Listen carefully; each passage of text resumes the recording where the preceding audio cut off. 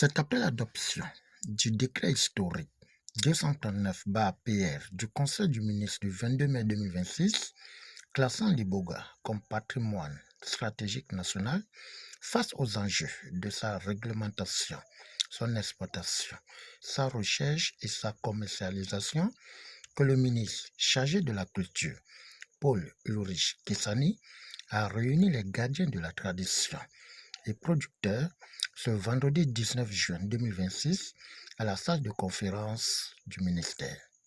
De vous convier ce jour pour plus de clarification au sujet du décret pris en Conseil des ministres le 22 mai 2026, le décret numéro 239/PR du 22 mai 2026, réglementant l'accès, l'utilisation, l'exploitation, la recherche, la transformation et la commercialisation de l'Iboga, de ses dérivés et des savoirs traditionnels associés en République gabonaise.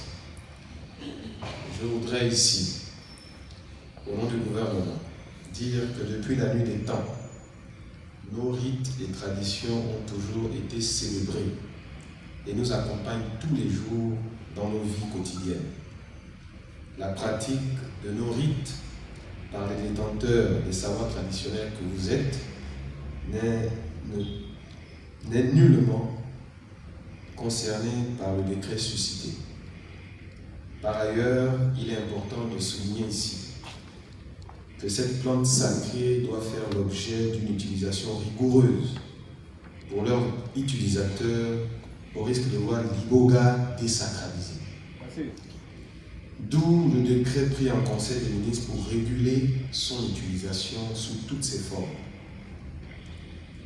À cet effet, comme vous avez pu le constater, dans le décret, une commission interministérielle a été mise en place, présidée par le VPG, et elle va être mise en place dans les jours qui suivent et veillera au strict respect de l'Iboga et de ses dérivés.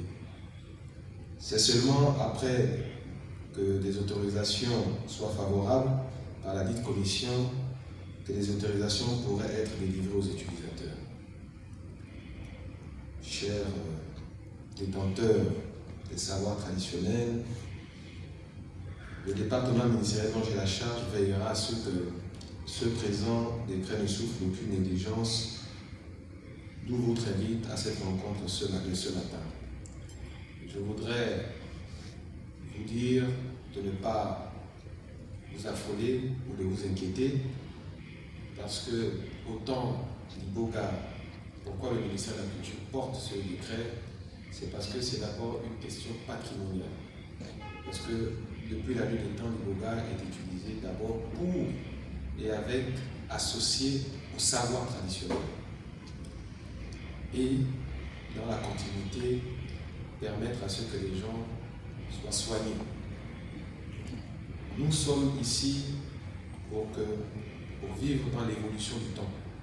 L'évolution du temps voudrait que nous puissions faire en sorte que tous ceux qui sont dans le cadre de son utilisation, pas de savoir associé, mais surtout d'autres utilisations, je n'ai pas besoin de vous rappeler que l'Iboga aujourd'hui est vendu dans des gélules.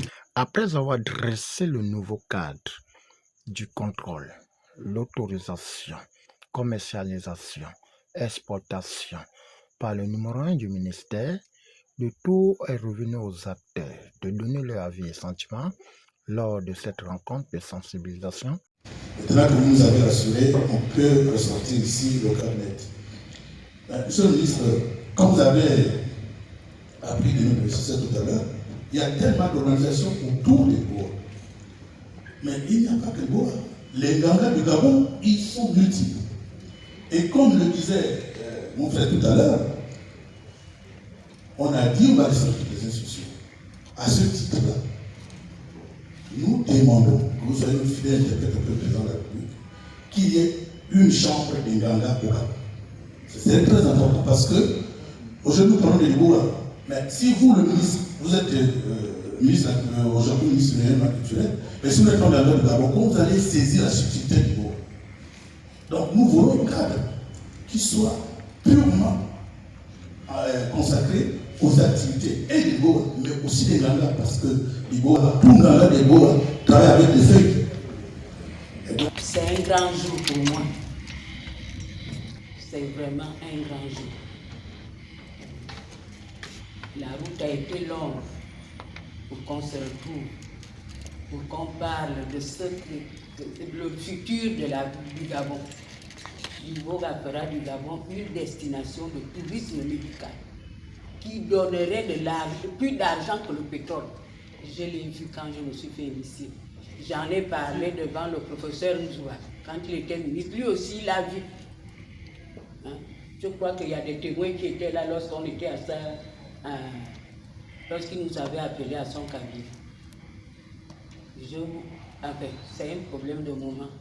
Nous sommes spirituels. On ne peut pas donner on ne peut rien vous reprocher.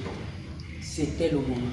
Il faut dire que nous sommes ici aujourd'hui sur l'invitation du ministre de la Culture qui a bien voulu nous faire une lecture sur le décret 0239, un décret qui va désormais réguler le secteur de l'Iboga en général avec ses dérivés. Il faut dire que le ministre a bien précisé aux traditionalistes qui ne sont pas impactés dans leurs pratiques culturelles, mais il est question ici de réguler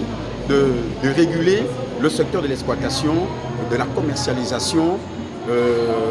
Nous le savons tous que parmi nous au Gabon, nous avons des prêcheurs de vision qui se sont focalisés dans la vente de l'Iboga sans pourtant mettre en valeur même l'esprit de l'Iboga.